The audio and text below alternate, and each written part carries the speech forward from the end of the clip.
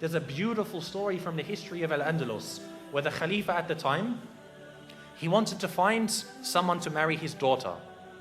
And the Khalifa, he doesn't just want, anyone to, it was his son. He didn't want just anyone to marry his son. You want to find the best girl available. So he made a proclamation in the city of Qurtuba. He said, if there is a family who has a girl that's of the age that's ready for marriage, meaning maybe, 16, 20 years old, put a candle in your window tonight. And she's ready for marriage, and she has memorized the entire Quran. Put a candle in your window tonight. They said the entire city was lit up that night. The entire city was lit up because there were so many young girls who had memorized the Quran. So he said, Khair, my son can't marry that many women.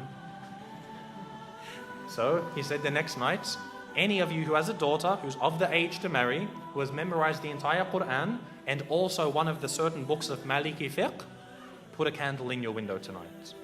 It was said again that night, not as much as the night before, but almost again the whole city was lit up by candles. I would dare to say that if we were to ask about our entire ummah today, to have one girl who's of the age to get married, who has memorized the entire Quran and one of the books of Maliki fiqh, khalas, any book of fiqh, we would not have a single candle in our windows tonight. This shows the state of the ummah. And this is a sign that we see when our women are educated, the ummah is strong. For the men to be educated, khalas, men are always going to be educated. They're always going to be needed. You're always going to need an imam. But the true test for the ummah is when the women are educated. You see today, most of our women, some parts of the world, the women can't even go into the masjids. They won't even have a space for them in the masjids, let alone educating them. You find, khalas, she knows how to cook and clean, perfect, mashallah, this is all we need.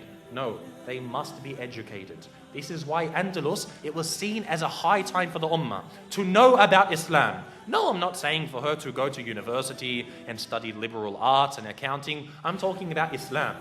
To come to the Islamic centers and to know her religion. We must have this because she is the one who is going to raise a nation. The husband, the father isn't there to raise the children. The mother is. If she doesn't know about her religion, what is she going to pass on? This shows how healthy we are. And the reality is, in ummah today, we are very sick. The women know nothing about Islam and our men are very uneducated. So we have to turn this around.